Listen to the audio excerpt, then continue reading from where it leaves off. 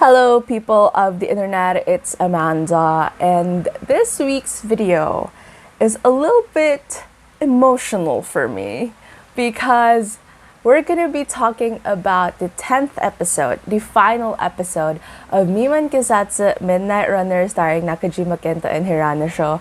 And the thing is, it's kind of been like a routine for me to be doing this every weekend. I've never really done this type of thing for a drama before where I really watch it, sit down and film a video, and talk about it every week. I've never really done that unless, you count Tana Noche Hare. But what happened to that is that I talked about a bulk of it and then the succeeding episodes followed. So it's not really the same as this one where, it has been a part of my weekend routine for, I don't know, 3 months now or 2.5 months now. So there's definitely that. Moving past the whole sentimentality of it, I also want to point out that I was right yet again, at least for the most part, when it came to what the twists are for the finale episode. Now, I even reviewed my episode 9 video for this just to check which parts I sort of got right, and I was pretty happy with my guesses, so we're gonna be talking about that later on to the video. But first, again, as usual, since this is a recap/review video, there are gonna be spoilers, so if you haven't seen the episode yet, if you're not cool with any type of spoilers, anything like that, so please click off. But if you're good, then please keep on watching.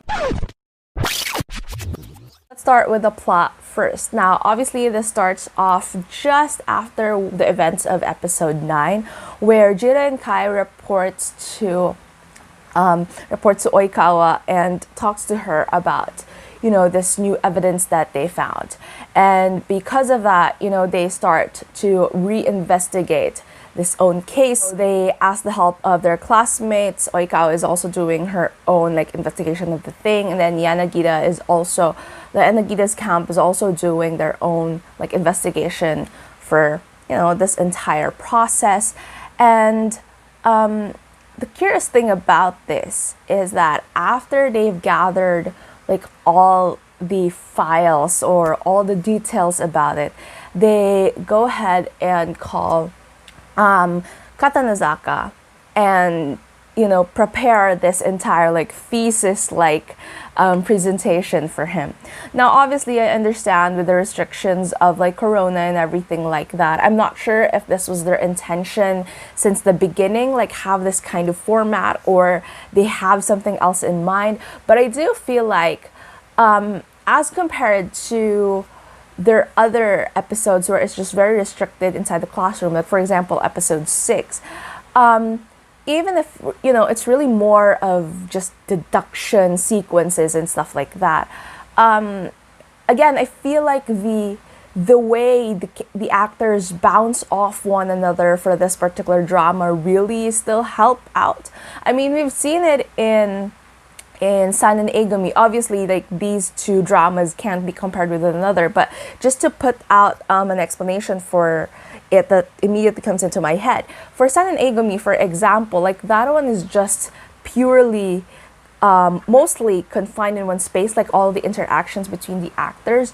And I've said this in my San and Egumi video before, where, if you're the type of viewer who's not really into that, you might see the drama as something that's very preachy and wordy. But I feel for me personally, the way that the actors bounce off one another really helps these types of treatment when it comes to episodes, and that's very similar to how this is as well for Miman Keisatsu so far. I feel with this entire thing of just having the right chemistry between your actors and the way that they interact with one another and the way that they deliver the dramatics of the scene, even if it's just confined in one space and supposedly nothing really happens to it. It's too narrative focused. So it definitely makes a difference. And I guess majority of this opinion really comes off from my personal bias for this particular drama, or even Sun and Egumi. But I don't know, like that's just my thoughts on this particular treatment and the way that, again, going back to the episode itself. So, Katanazaka, like they created this entire presentation to confront him regarding this entire idea of the shovel killer. And bit by bit, we get these certain types of information where apparently, it was really more of just reveal after reveal in a way, and then it suddenly takes a turn to actually talk to us about proof or evidence about who the real shovel killer is. Now, here's the fun part. So, this episode, I have to say, I really had to give it to both Kenty and Yusuke Isaya. I mean, they owned this particular finale because most of the interaction is between the two of them. I love Sho, but I have to say that, he's really more of like a supporting character in here. Like, I mean, I felt like they just gave him lines for this one because he is one of the main stars of the drama. But going back, I'm going to be enumerating the reveal. So number one, the whole shovel killer, serial killer type of thing is all but fiction. It was created to smokescreen this like bigger thing that was happening, which is number one, the actual person who killed the first victim is actually Katanazaka's daughter. I was right on that particular aspect. Number two, this one I didn't see coming, but I sort of like got the dynamics right, where Tenma Akio's wife was actually a witness to case number one. So there's that. But it wasn't Katanazaka or his daughter who killed Tenma Akio's wife, but rather it was Katanazaka's former wife. So given all the circumstances that was happening, it was supposedly an accident, and Katanazaka only made it seem like the shovel killer, quote unquote, was the one responsible for the entire thing. But long before the footage of the CCTV was found, the Tenma Akio's wife was already dead because of this certain accident that was caused by his wife. So he was just basically covering everything up. Number four was when it gets tricky because he himself gets involved in the killings. Now the detective who also died in this entire conundrum was actually one within the same investigation group as Katanazaka. He had his suspicions, he raised it to Katanazaka, and he was extorting money from him. So just so he wouldn't reveal the things that were that he was suspecting of, and because of that, it was Katanazaka's turn to protect his family and actually kill the detective.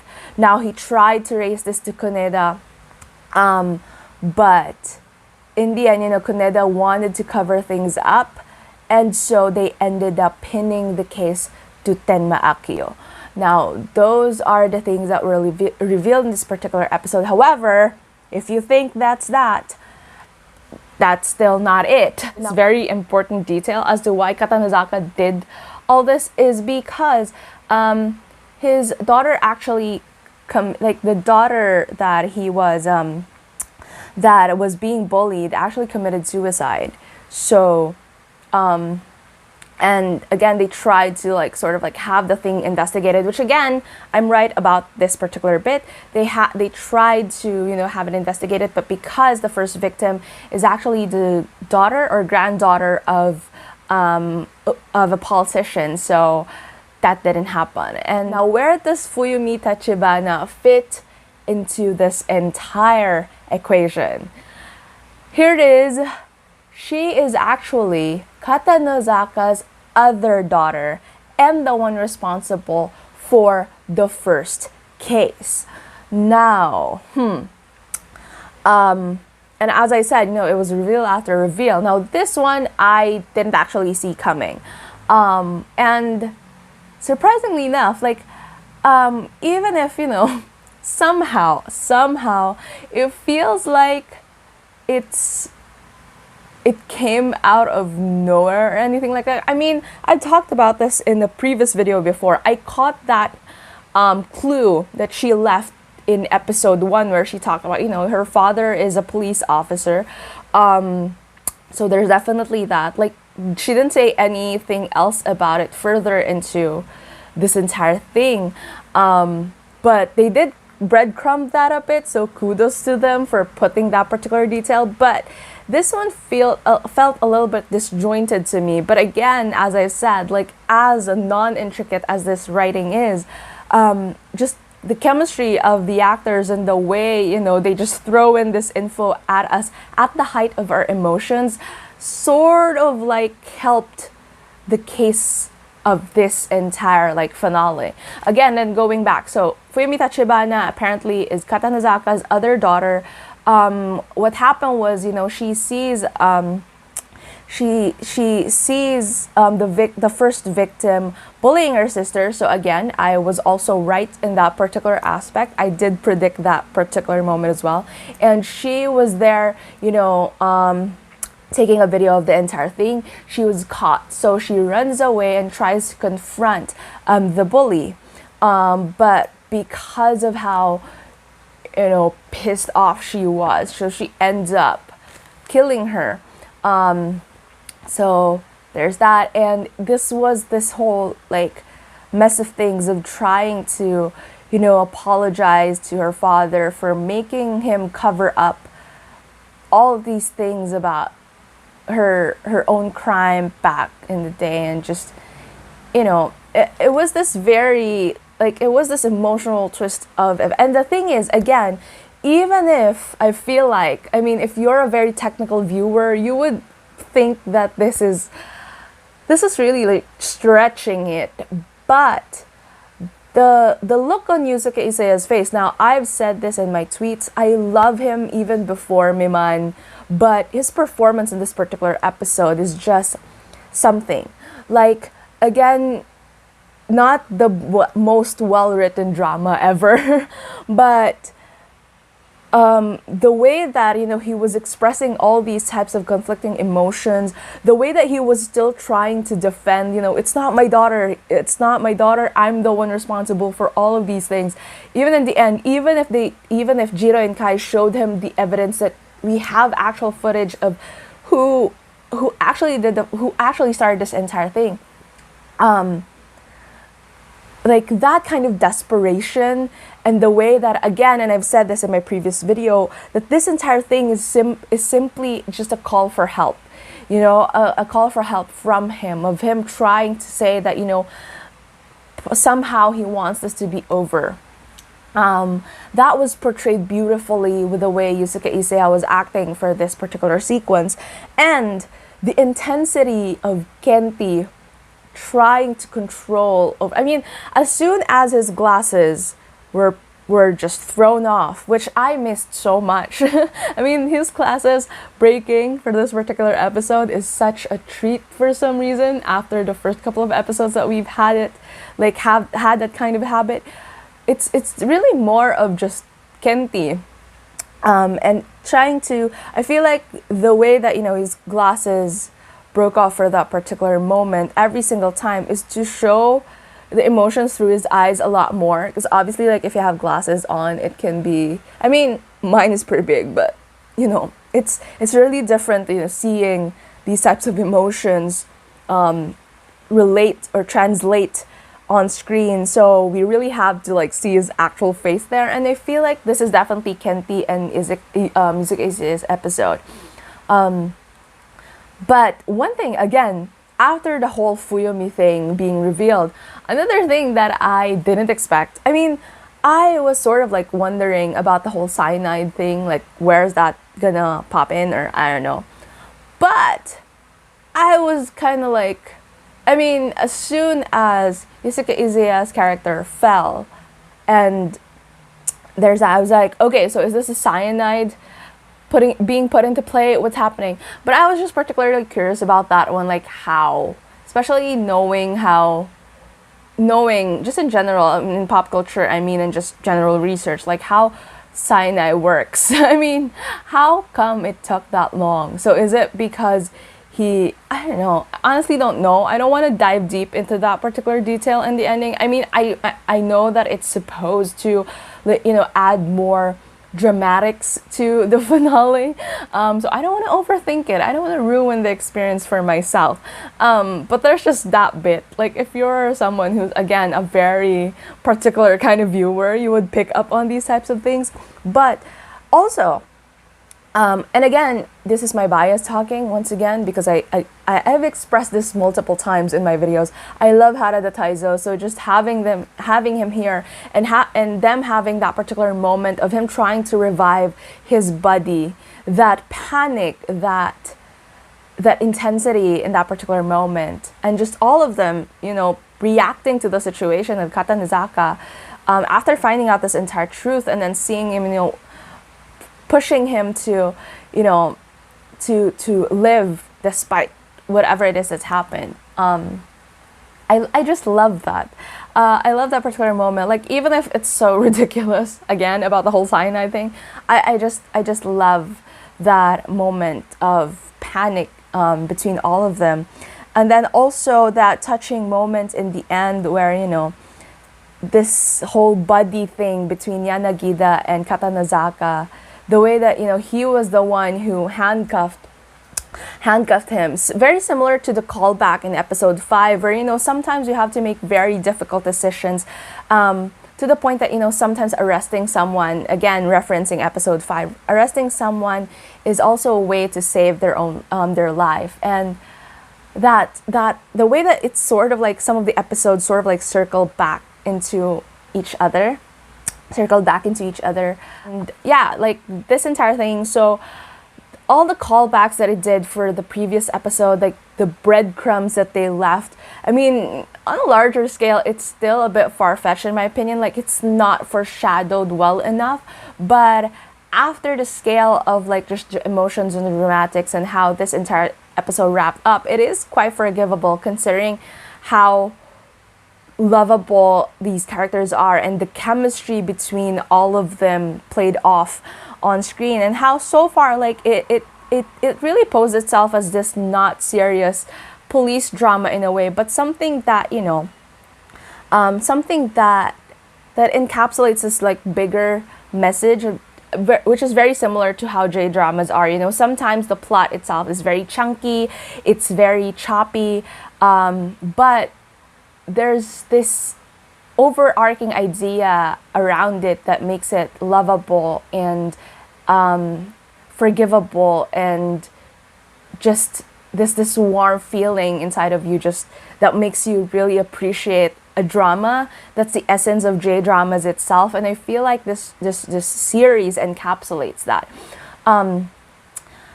What I like about this as well is the idea of how Jiro and Kai, you know, they were being asked if after everything that they've experienced, do they still want to be police officers, and they pledged their commitment to it. The ending was really, really funny, but heartwarming in a way that it ended with the gutopa type of thing. One of those things where you really couldn't compare it to, say, other dramas that are 100% like very, very well written, everything like that again. And I'm fairly sure that similar to a lot of people, they've only seen this drama or initially got into this drama mainly because of Kenty and Sho. But I don't think there's really a shame in doing so, like watching something because you like the actors in it or because they're flashy or whatever. Because honestly, like just moving past this entire thing, it is actually quite an enjoyable watch. And even the supporting cast really helped like develop the story into something that's really lovable, that's something that would be well remembered in a way and well loved in a way because of the dynamics of what it delivered. It delivered on the funny parts, it delivered on some emotional parts. It really showed a lot of like, it really highlighted Kenty and Sho's specific, you know, acting chops. Like they can do comedy, but at the same time, like if you ask them to do something emotional for that is called by the narrative, so they were able to deliver that as well. And just the entire idea of it, you know, they covered like, and they laced, even in this particular episode, they laced it with the parts of, you know, some of the earlier episodes, like the discussion on bullying, on suicide, on family, on the importance of family and protecting someone, and what it means like to actually be a police officer, to have this particular duty of what it means like to be a police officer. So they sort of like got that from different parts of the series and really put this in this entire thesis proposal or thesis presentation at the end of it, and it still came off as okay as an ending. Again, I wouldn't say that, you know, it's like the most brilliant ending at all, but it really tied up the series quite nicely. It delivered on the intensity or the level of emotions that the previous episodes brought in, and it was kind of interesting because, again, it circled back to this entire idea of parallelism between buddies of Kata Nozaka and Yanagida, and then Jiro and Kai, and that in itself, you know, I feel like it just going by that, this finale is, you know, pretty cool, pretty okay for considering the track of this entire thing. Now, with that said, so I don't know, I just feel very, very sad now, because what do I do? I mean, there's Music Day next week, so that's definitely something to look forward to. But this drama has been a part of my routine since it aired in June. I do this where I watch the live airing, and then I watch the archive, and then I film a video, and then later into the day I watch the sub version. So it's just kind of like weird now to not have this every weekend anymore. But I am planning to make one last I shouldn't really say one last video, because I'll probably do a lot more of these whenever I feel like it. But I will probably be doing another video on this next week about me ranking my favorite episodes from the entire series. So just shuffling them up, ranking them based from my least favorite to my ultimate favorite. So there's that. Now, tell me down in the comments below. So what are you going to miss the most about this particular series? What is it that you liked about this entire thing? Obviously, like, please, just aside from Kenty and Sho, like other elements that you've liked about, like those two, it's already a given that you like them. That's why you got into this drama. But other reasons why you like this particular drama, so tell me down in the comments below. If you like this video, please give it a thumbs up. And if you're new to my channel and you would want to hear more from me, please hit subscribe. Thank you so much for watching this video, and I hope to see you again soon in a new one.